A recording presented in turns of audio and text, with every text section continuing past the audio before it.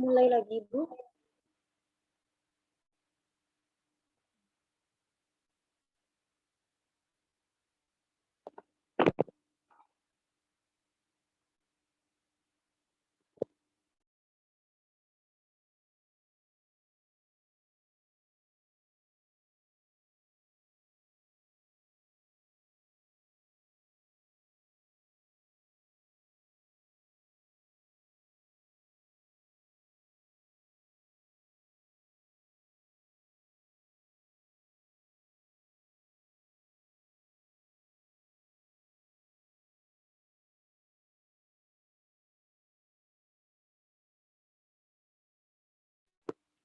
Suara Ibu nggak terdengar, Bu.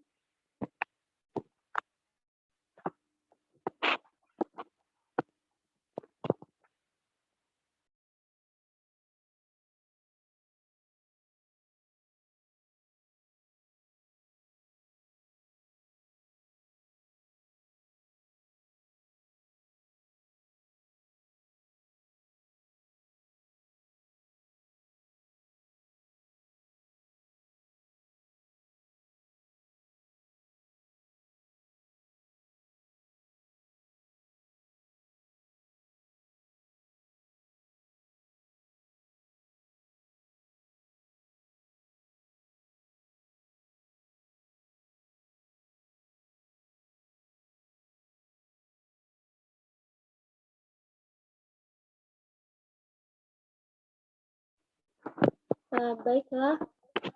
Assalamualaikum warahmatullahi wabarakatuh.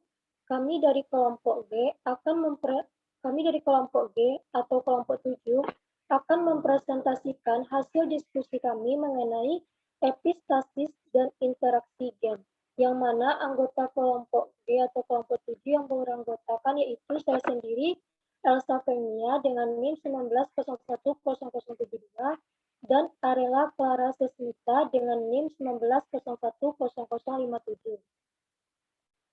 Baiklah, penjelasan pertama yang akan saya jelaskan yaitu yang pertama, bentuk-bentuk epistasis. Epistasis dibagi menjadi 4 jenis, yaitu epistasis resesif, epistasis dominan, epistasis resesif ganda, dan epistasis dominan ganda. Yang pertama, epistasis resesif.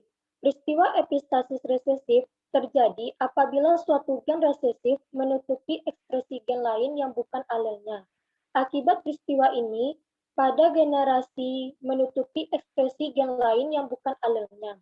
Akibat peristiwa ini, pada generasi F2 akan diperoleh nisbah fenotip yaitu 9:3:4. Contoh epistasis resesif dapat dilihat pada pewarisan warna bulat mencit atau mus musculus. Ada 2 pasangan gen non-alelik yang mengatur warna bulu pada mencit, yaitu gen A menyebabkan bulu berwarna kelabu, gen A kecil menyebabkan bulu berwarna hitam, gen C besar menyebabkan pigmentasi normal, dan gen C kecil menyebabkan tidak ada pigmentasi. Persilangan antara mencit berbulu kelabu, yaitu A besar, C besar, C besar, dan albino A kecil, C kecil, C kecil dapat digambarkan seperti pada diagram berikut.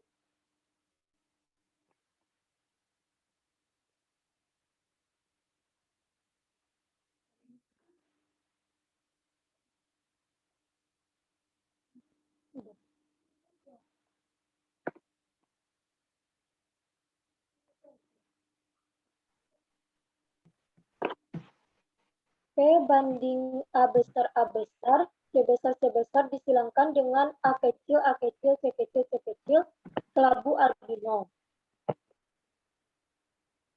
F1 sama dengan A besar, C besar, C kecil, kelabu F2 yaitu 9 A besar, C besar, kelabu. Yang kedua A besar, C kecil, albino kelabu berbanding hitam albino sama dengan A kecil, C besar hitam 9:3:4. Yang pertama A kecil, C kecil, dan albino. Yang kedua, epistasis dominan. Pada peristiwa epistasis dominan terjadi penutupan ekspresi gen oleh suatu gen dominan yang bukan alelnya. Rasio fenotip pada generasi F2 dengan adanya epistasis dominan adalah 12 banding 3 banding 1. Peristiwa epistasis dominan dapat dilihat misalnya pada pewarisan warna buah walu besar atau cucurbita pepo. Dalam hal ini terdapat gen Y besar yang menyebabkan buah berwarna kuning dan alelnya Y kecil yang menyebabkan buah berwarna hijau. Selain itu, ada gen Y besar yang menghalangi pigmentasi dan Y kecil yang tidak menghalangi pigmentasi. Persilangan antara walu putih, Y besar, Y besar, dan walu hijau, Y kecil, Y kecil menghasilkan nisbah fenotip generasi F2 sebagai berikut. Bisa dilihat pada gambar di atas pada tampilan PPT. Izin moderator. Iya, ada dia. Katanya tidak terlihat moderator.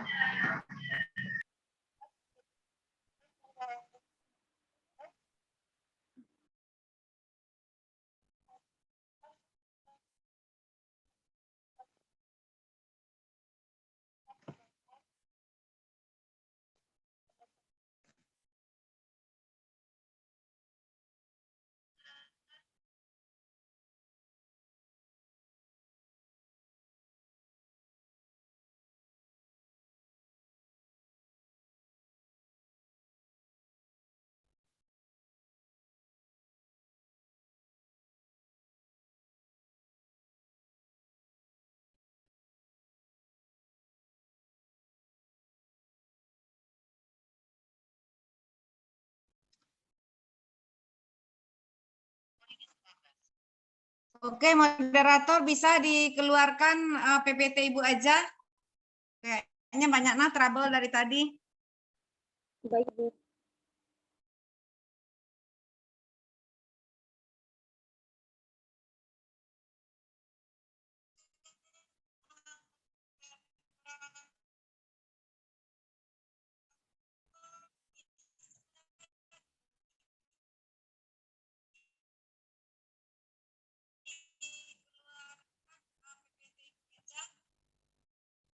Oke.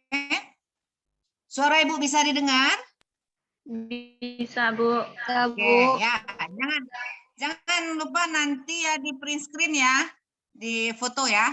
Baik, barangkali ada trouble dari tadi ya, karena memang Bu Rina, Anda seharusnya bilang ke Bu Rina, kalau waktunya sudah habis, Anda chat Bu Rina. Waktu kita sudah habis. Jadi ibu-ibu juga yang menelpon Bu Rina waktunya sudah habis. Kalau enggak kita mundur kuliahnya, jelas-jelas kita mulainya 9:30. Jadi Anda membuat Zoom-nya untuk 9:30. Jadi Zoom itu kalau kita sudah buat jam 9, itu walaupun kita 9:30 hanya 5 menit waktu tersisa, ya Zoom-nya tutup. Ya. Baik, kita satu kali Zoom mau Ibu tidak lama-lama. Baik, pada pertemuan ke-8 ini kita akan coba melihat bentuk-bentuk modifikasi rasio. Nah, salah satu topiknya adalah epistasis dan interaksi gen. Sekarang ini apa itu bentuk modifikasi rasio? Jangan istilah Ibu berikan tetapi Anda tidak mengerti. Nah, rasio yang dimaksud di sini adalah rasio genotip dari hukum Mendel 1 dan hukum Mendel 2. Nah, kalau monohibrid pada F2 rasionya adalah 3:1. Nah, kalau pada dihibrid rasionya adalah 9:3:1. Itu rasio fenotip. Paham sampai di sana? Paham yang dimaksud dengan rasio? Paham. Ya, rasio itu perbandingan ya. Nah, maka dari hasil penelitian para ahli ternyata kok beda. Ya, rasio itu kok bukannya 3:1 atau 9:3:1. Jadi ada hal-hal lain yang muncul. Nah, ini yang kita namakan sekarang ini modifikasi dari bentuk-bentuk rasio. Nah, modifikasinya apa? Nanti akan ketemu 15:1, 9:7. Kok begitu ya? Ada apa? Nah, ini ya. Yang pertama pada hari ini kita akan melihat interaksi gen. Nah, dalam interaksi gen itu ternyata ada gen-gen tertentu yang bereaksi dan mempengaruhi gen lain yang bukan pasangan gen non-aleltik. Ingat, kalau gen alel A besar, alelnya A kecil. Ingat ya, A besar. Nah, ini ribut pula jam lagi nih, berbunyi 10 kali.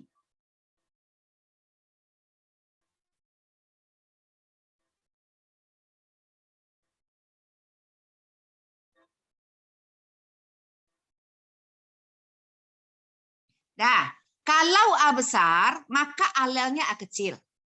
Kalau B besar, maka alelnya B kecil. Pasangannya B kecil. Ya, ingat lagi ya, pelajaran yang lalu. Nah, sekarang apa katanya di sini?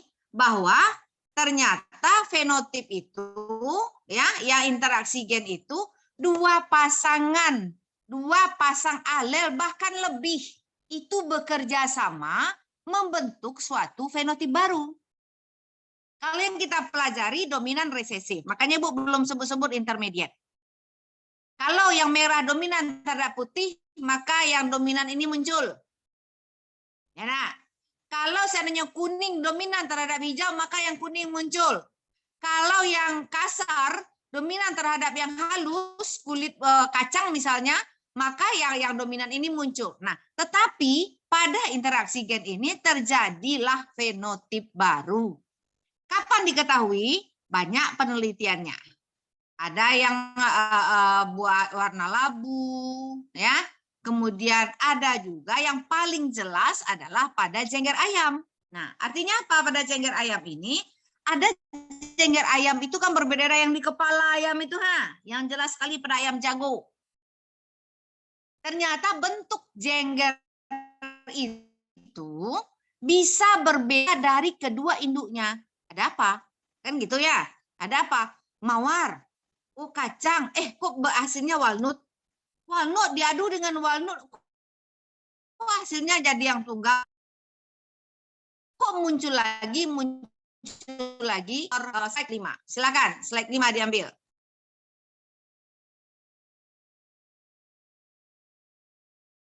Slide 5.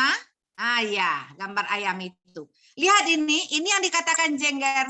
Ini baru sifat yang kita lihat. Sifatnya apa? Bentuk jengger. Kita belum melihat tebal jengger, warna jengger, kemudian bagian bawah dari mulutnya itu, kemudian lapisan yang ada pada jengger. Belum, hanya bentuknya saja. Jadi sifat jengger ini banyak ya. Mulai dari bentuknya, warnanya, ketebalannya, berbulu atau tidaknya, keriput atau tidaknya, banyak. Nah, sekarang dilihat pada ahli itu adalah yang hanya bentuk saja. Nah, dari yang Ibu tampilkan ini, ya, ada namanya diamati oleh si Bateson dan si Punet, mereka mengamati pola pewarisan bentuk jengger. Nah, kalau mereka istilahkan bentuk sisir, sisir ayam. Nah, ternyata di bentuk jengger bisa kita lihat pada slide ke-7. Nah, tampilkan slide ke-7. Nah, dari yang mawar, kan nampaknya mawar ini bagus. Yang berjengger kacang seperti kacang di atas kepalanya itu menghasilkan sifat baru. Walnut, ini tidak dikenal ini. Loh, kok muncul walnut? Bukan hanya kalau seandainya mawar kita katakan dominan, terhadap kacang harusnya mawar dong yang muncul. Kalau kacang kita anggap dominan terhadap mawar, maka kacang yang muncul di F1 ternyata tidak. Nah, setelah F1 mereka dikawinkan sesama mereka, sesama ini ya, tapi kalau dikawinkan yang lain sudah masuk pula gen lain. Ternyata menghasilkan pula bentuk baru yang lain, yaitu namanya bentuk tunggal. Ada yang menekan bentuk tunggal itu bilah, sama itu. Ini maksudnya bentuk tunggal, bentuk bilah. Kok berbeda? Jadi perbandingannya kok lain ya? Nah, bentuk-bentuk inilah yang dinamakan dengan interaksi gen. Ya. Jadi tidak seperti induknya, tidak seperti bapaknya, memunculkan sifat lain. Nah, sifat-sifat lain ini kalau kita aplikasikan pada hewan dan tumbuhan, itulah yang membuat keanekaragaman itu banyak. Jadi, kalau misalnya Anda mengatakan, Bapak saya mancung kok, Ibu saya mancung, kok saya tidak mancung hidungnya? Kok saya tidak pesek? Kalau kita anggap dia adalah heterozigot, tapi kok hidung saya di tengah-tengah? Nah, bentuknya agak berbeda. Nah, bentuknya agak berbeda. Itulah yang kita namakan kemungkinan terjadi interaksi gen di sana. Nah, kemudian apa interaksi gen itu yang lain? Nah, mari kita lihat di slide 9. Ya, di slide 9 ini adalah modifikasi nisbah Mendel namanya. Jadi rasio hukum Mendel itu, rasio genotipnya, fenotipnya, itu ternyata ada beberapa penyimpangan. Nah, mengapa penyimpangan ini dikatakan bukan penyimpang sejati, tapi penyimpangan semu? Karena apabila kita tarik ke atas, maka semuanya akan mengacu ke hukum Mendel. Rasionya itu 15:1. Cobalah dilihat genotipnya. Akan menjadi 9331. Nah, apa itu? Mari kita lihat. Dari pewarisan sifat ini yang telah dicek oleh para ahli adalah hukum Mendel 1 dan hukum Mendel 2. Sampai sekarang, apapun hasil persilangan, semua masih mengacu ke sini. Di hukum Mendel 1, hukum Mendel 2 belum ada teori atau hukum yang mengalahkan, sehingga hukum ini kita tidak pakai lagi. Contoh ya, apa yang hukum yang dikalahkan itu, hukum geosentris menjadi heliosentris. Dulu katakan bumi adalah pusat segalanya. Dengan berkembangnya pengetahuan, dengan adanya teleskop, ternyata bukan bumi. Kita hanya bagian kecil dari galaksi Andromeda. Di pusatnya bukan kita. Itu dikatakan hukum geosentris sudah batal, digantikan hukum heliosentris. Sekarang hukum Mendel 1 dan 2 belum ada hukum yang membatalkannya. Hukum membatalkannya tentu dengan penelitian dan hasil uji coba yang bisa terbukti secara ilmiah. Nah, di dalam hukum Mendel 1 ada persilangan monohibrid. Kemudian hukum Mendel 2 ada persilangan dihibrid. Nah, hasilnya kalau menurut Mendel 1 Mendel 2 tentu sejalur ke bawah, tetapi kenyataannya ada yang berbeda-beda. Nah, salah satu yang kita pelajari pada hari ini yaitu interaksi gen. Nah, kemudian interaksi gen itu apakah satu? Oh, ternyata tidak. Interaksi gen itu banyak. Ada dominasi, ada alel ganda, ada histomer komplementer, stasis hipostasis, ada polimer, ada tautan, ada tautan seks, ada pindah silang. Oke, ya. Nah, jadi apa yang kita cek pada hari ini? Mari hukuman penyimpangan semu hukum Mendel ya akan mengakibatkan adanya interaksi gen. Nah, modifikasi ya ini dia. Lihat slide 11. Lihat slide 11.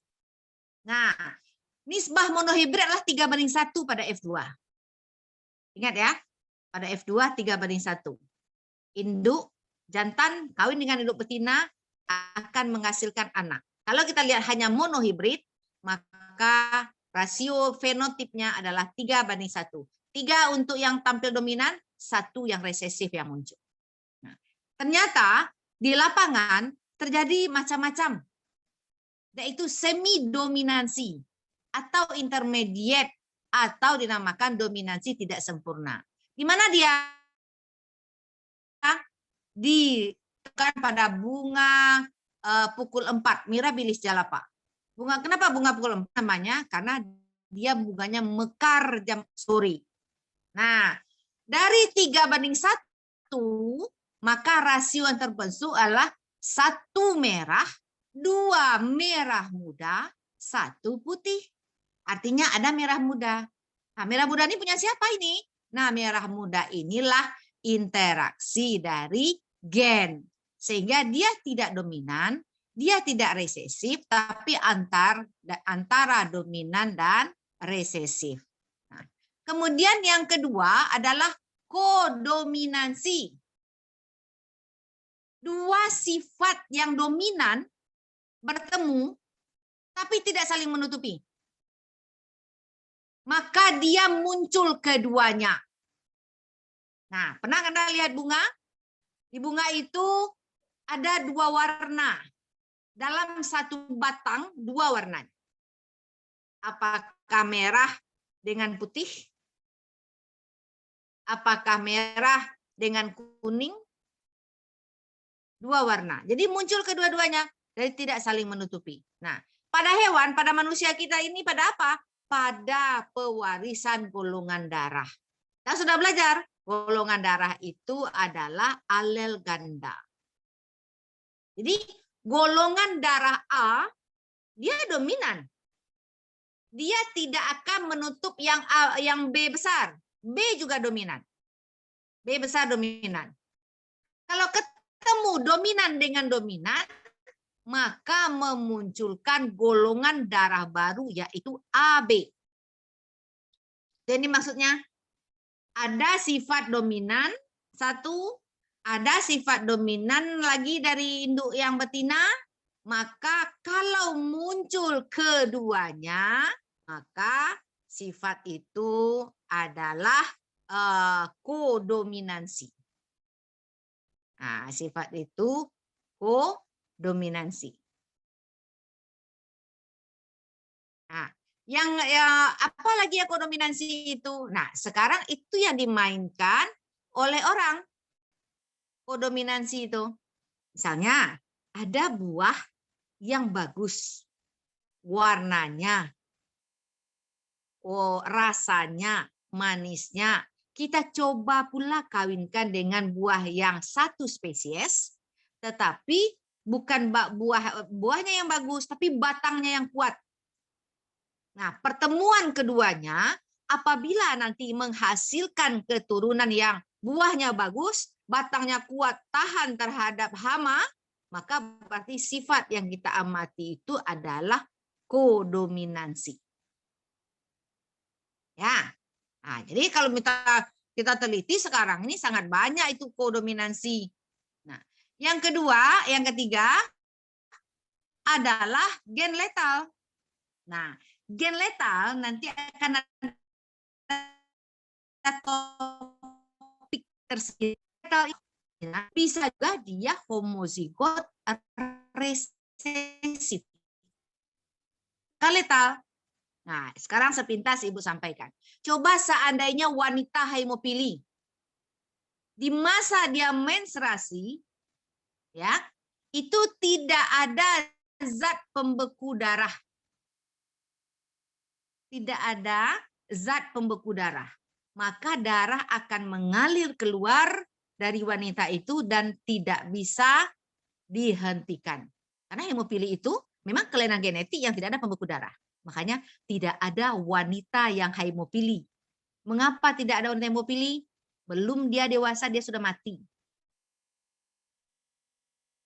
Nah, jadi gen ini mengakibatkan letal.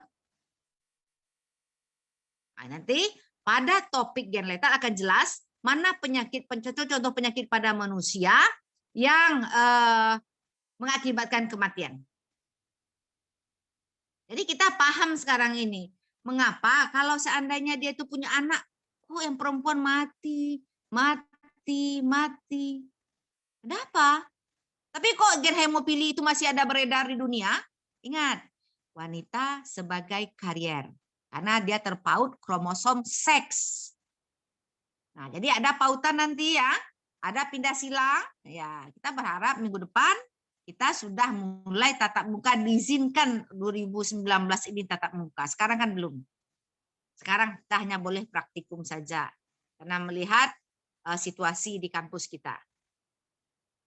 Ya, nah jadi itu salah satunya ada gen letal. Letal gen yang menyebabkan kematian. Kemudian lihat PowerPoint nomor 14, itu modifikasi dari dihibrid. Nah, ingat di hibrid pada F2 9 3 3 1. Jadi bagi yang tidak ikut, bagi yang ada yang bolos-bolos kuliahnya, tidak paham ya terpaksa belajar sendiri. Kita sudah katakan bahwa di hibrid ini standar 9331 pada F2. Apa F2? Keturunan kedua. Keturunan kedua bagaimana? Keturunan pertama yang dikawinkan sesama mereka. Jadi ini hanya bisa dilakukan, hanya bisa kita amati pada hewan atau tumbuhan yang betul-betul perkawinan sesama mereka, tidak ada perkawinan dengan pejantan lain ataupun betina lain. Atau masuk serbuk sari lain ke dalam tumbuhan itu. Nah, peristiwanya dinamakan adalah epistasis, ya, yang menutup salah satu dari gen yang lain, yang gennya itu adalah hipostasis. Nah, kemudian apa lagi modifikasi nisbah ini? Ini akan kita pelajari pada pertemuan berikutnya. Kriptomeri, komplementer, kemudian polimer. Nah, pautan pindah silang itu juga akan kita amati setelah pertemuan kali ini.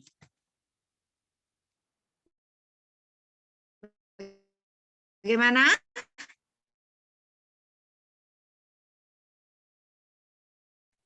Nah, jadi konsep kan memunculkan sifat baru atau sifat antara pada sifat-sifat induknya.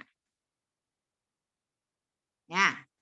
Jadi kalau bapak Anda mancung seperti orang India, ibu Anda pesek, kemudian hidung Anda tengah-tengah, nah Anda sifat antara itu. Ya. Kenapa ya adik saya itu mancungnya seperti bapak saya?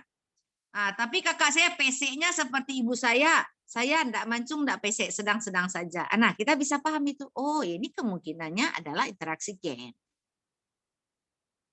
Nah, kalau misalnya keluarga itu mancung semua, nah berarti yang mancung adalah sifat dominan. Nah, sekarang kita pertanyakan, apakah satu sifat itu sama untuk semua spesies? Belum ada jaminan. Ya. Tapi kebanyakan adalah sama. Karena ingat, fenotip yang muncul dari genotip yang ada pada makhluk hidup juga dipengaruhi oleh faktor lingkungan. Ya. Juga dipengaruhi oleh faktor lingkungan. Nah, ini ada yang mengantuk nampaknya? Linda ngantuk ya? Enggak, Bu. Linda Sartika ngantuk? Hah? Nah, kenapa seperti orang ngantuk-ngantuk matanya?